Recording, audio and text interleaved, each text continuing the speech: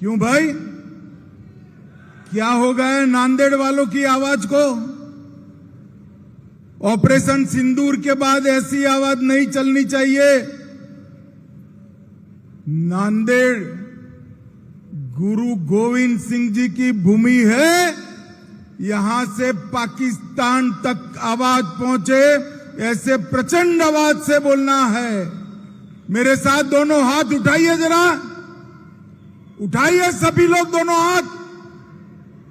Operation सिंदूर के सफलता के संकल्प की मुट्ठी बींचे और प्रचंड आवाज से बोलिए, भारत माता की, भारत माता की जय जय जय जय जय शिवाजी,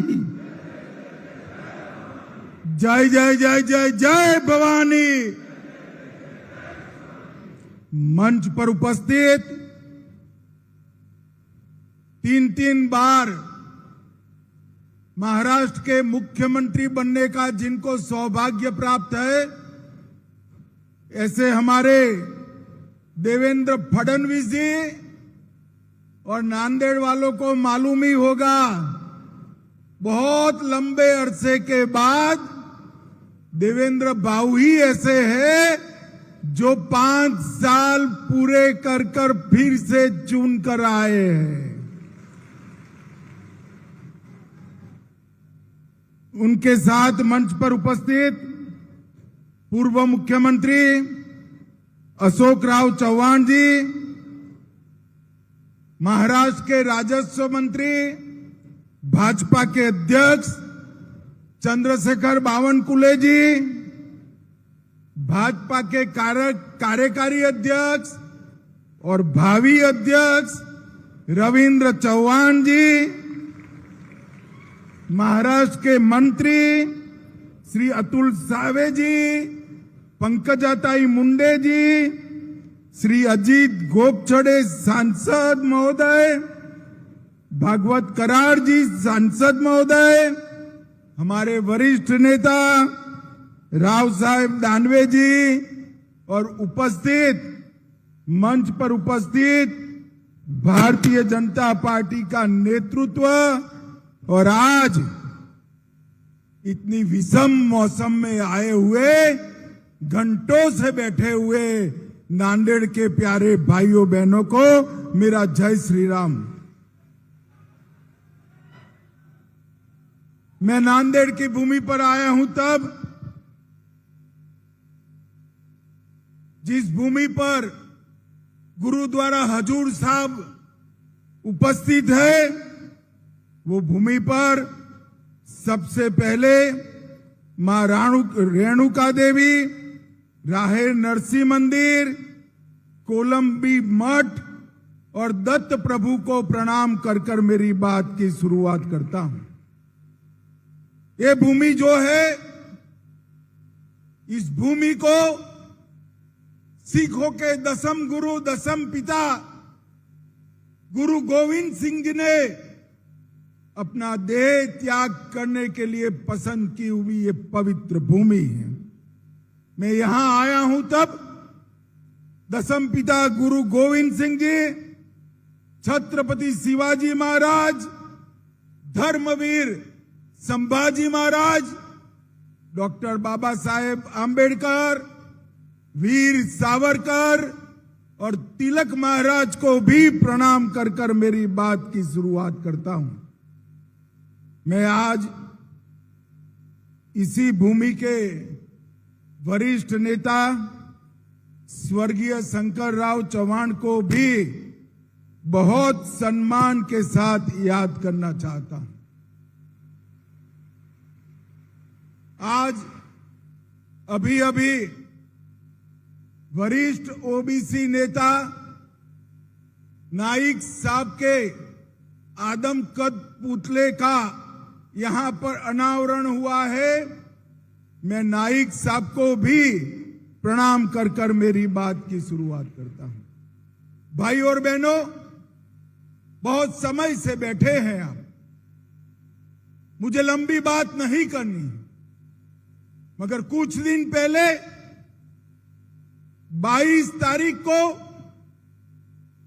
पाकिस्तान पुरस्कृत आतंकवादियों ने पहलगांव में अपने निर्दोष यात्रिकों को धर्म पूछकर उनके परिवार के सामने एक एक चुनकर मारने का कायराना कृत्य किया। और उस वक्त हमारे प्रधानमंत्री नरेंद्र मोदी जी ने पटना में कहा था कि कहीं पर भी छिपे हो ढूंढ ढूंढ कर मिट्टी में मिला दिए जाएंगे। और उस वक्त पाकिस्तान भूल गया कि 15 साल पहले 10 साल पहले यहां कांग्रेस की सरकार थी, वो बदल चुकी है। 11 साल से भारतीय जनता पार्टी की नरेंद्र मोदी सरकार, उन्होंने उरी पर हमला किया, हमने सर्जिकल स्ट्राइक की। उन्होंने पुलवामा में हमला किया, हमने एयर स्ट्राइक की।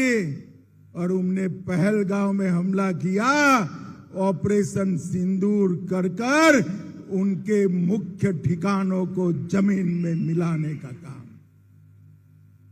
सैकड़ों आतंकवादी हमारे हवाई हमले में तहस नहस हो गए।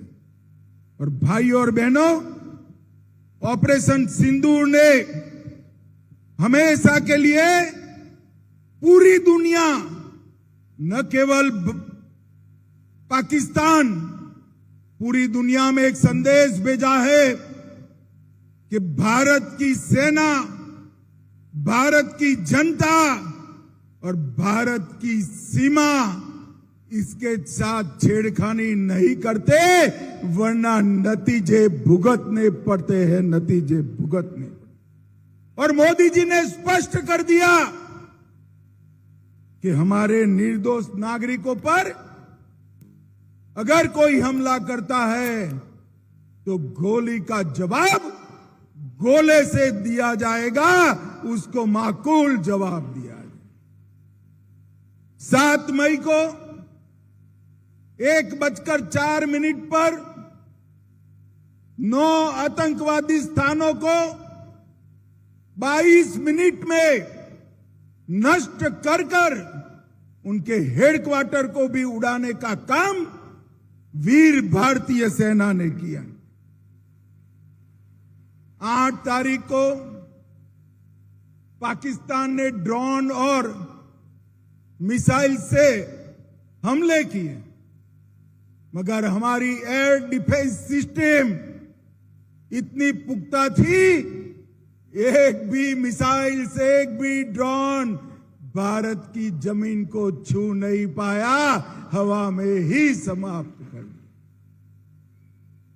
और 9 तारीख को जिन हवाई अड्डों से मिसाइल्स और ड्रोन उड़ाए थे, वो पाकिस्तान के एयर डिफेंस सिस्टम और हवाई अड्डों को हमारी सेना के मिसाइल्सों ने पूर्णतया क्षतिग्रस्त करने का काम कर दिया। और पाकिस्तान की एयर डिफेंस सिस्टम को खोखला साबित करने का काम किया। और मित्रों, ये ऑपरेशन को मोदी जी ने नाम दिया ऑपरेशन सिंदूर, और पूरी दुनिया में संदेश भेजा, हमारी बहनें माताओं का, हमारी बेटियों का माथे का सिंदूर सस्ता नहीं है। इस सिंदूर को कोई क्षति पहुंचाएगा, उसको खून से जवाब देना पड़ेगा।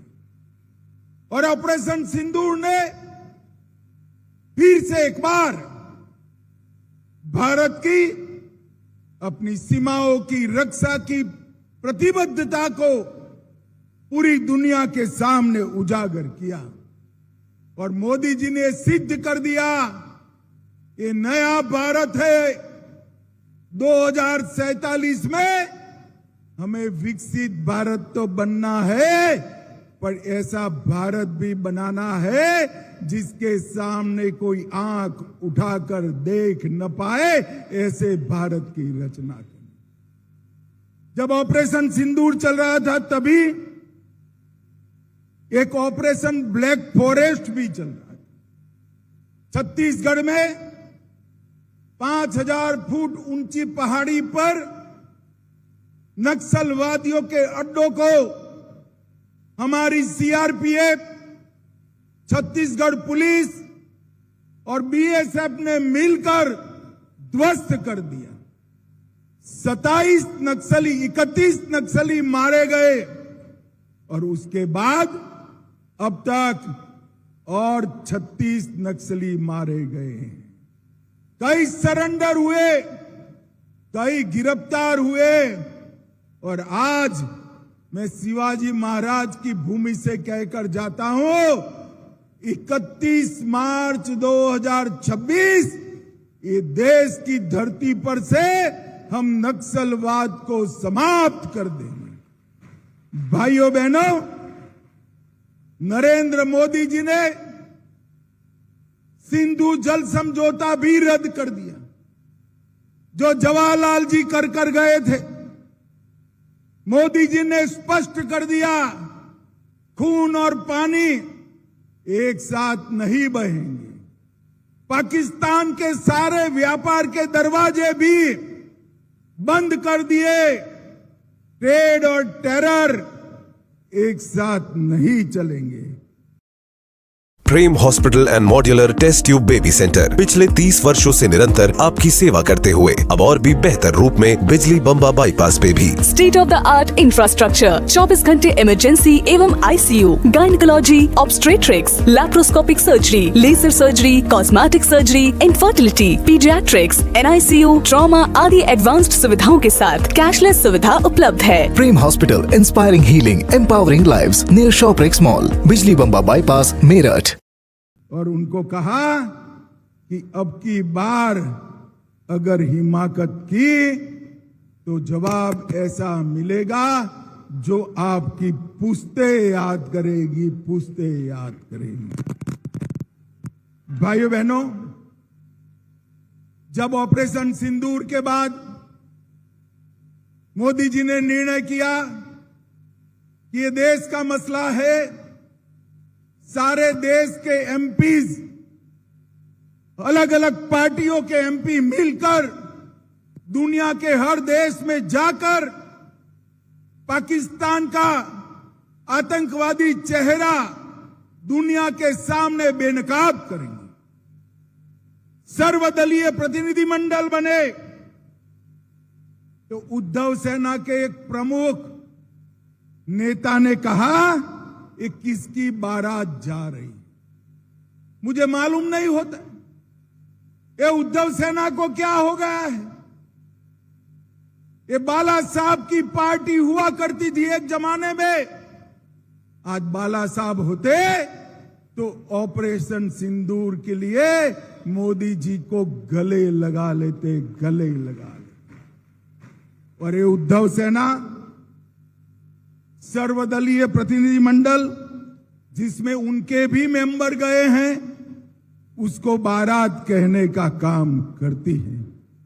भाइयों बहनों, मराठावाड़ में देवेंद्र जी ने एक बहुत बड़ा कार्यक्रम शुरू किया था। यहां के हमेशा अकालग्रस्त इलाके को पानी से लबोलब करने का, और 2019 में 40,000 करोड़ की लागत से मराठावाड़ वाटर ग्रिड प्रोजेक्ट चालू किए। 11 प्रमुख बांधों को पाइपलाइन से जोड़कर हमारे मराठावाड़ के एक एक गांव में, एक एक खेत में पानी पहुंचाने का काम शुरू किया था। और बीच में धोखा देकर अगाड़ी सरकार बनी, उसने पूरा काम रुकवा दिया। अब देवेंद्र भाऊ फिर से मुख्यमंत्री बने हैं। ये 5 साल में मराठा वाड़ के एक एक गांव में पानी पहुंचने वाला है। और सम्राट अशोक के समय से हमेशा अकाल को झेलने वाला एक किसानों का प्रदेश पानी से लबोलब हो जाएगा। कोंकण पानी हमारे मराठा वाड़ के गांव में, घरों में और खेत में पहुंचे, ऐसी व्यवस्था होगी। आज एक विशेष बात भी मैं करना चाहता हूं। मोदी जी ने अपनी महान मराठी भाषा को क्लासिकल लैंग्वेज ये उपनाम देकर पुरस्कृत करने का काम किया है। कितने सालों से मराठी भाषा को क्लासिकल लैंग्वेज का दर्जा देने की मांग थी। शरद राव कितने साल केंद्रीय मंत्रिमंडल में रहे, एक बार भी कुछ नहीं किया। मोदी जी ने मराठी भाषा को शास्त्रीय भाषा, क्लासिकल लैंग्वेज का स्टेटस देने का काम किया। और आने वाले दिनों में देवेंद्र जी के नेतृत्व में महायुति की सरकार महाराष्ट्र को फिर से एक बार देश में नंबर 1 बनाने का रास्ता प्रशस्त करी। मोदी जी ने तय किया है कि 2047 में विकसित भारत बनेगा। मुझे पूरा विश्वास है कि विकसित भारत बनाने में शिवाजी महाराज की ये धरती, तिलक महाराज और सावरकर की ये धरती का सबसे बड़ा योगदान होगा। और देश में सबसे पहले विकसित महाराष्ट्र बनेगा और वो ही रास्ते पर विकसित भारत बनने का रास्ता प्रशस्त होगा।